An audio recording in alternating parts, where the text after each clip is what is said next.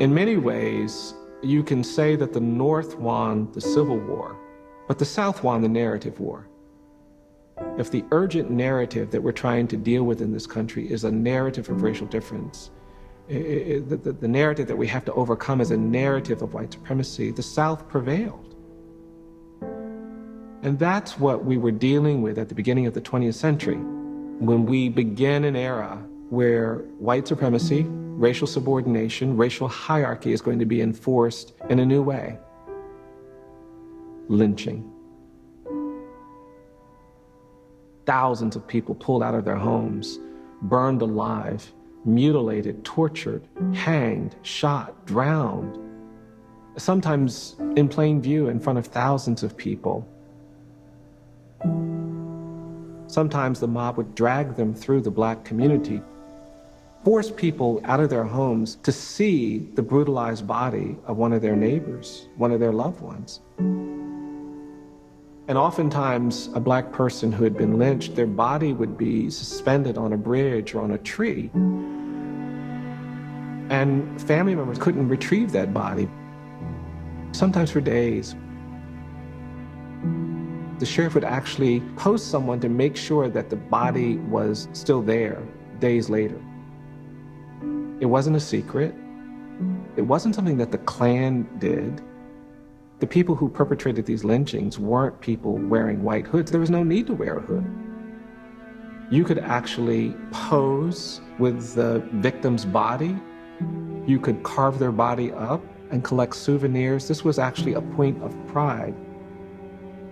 Everybody was complicit. And lynchings were largely taking place in communities where there was a functioning criminal justice system. But there was this idea that Black people weren't good enough to even be criminal defendants. And Black people were lynched not just for some accusation of murder or rape. They were often lynched because of some social transgression. Not saying sir to a white person could get you lynched. Going to the front door rather than the back door could get you lynched. Interracial romance was the most incendiary. It was terrorism in the most complete sense. These acts of violence were intended to terrorize people into not challenging, not resisting, not confronting this racial hierarchy. And in that sense, these lynchings weren't just about those individuals. This was about the entire African American community. I do think for African American families in the American South, it was impossible to not have a story about the violence and terror. My grandfather witnessed a lynching. He told me about seeing the mob, them dragging someone to a spot, him running to hide, him looking through this little slat in a building and watching this violence.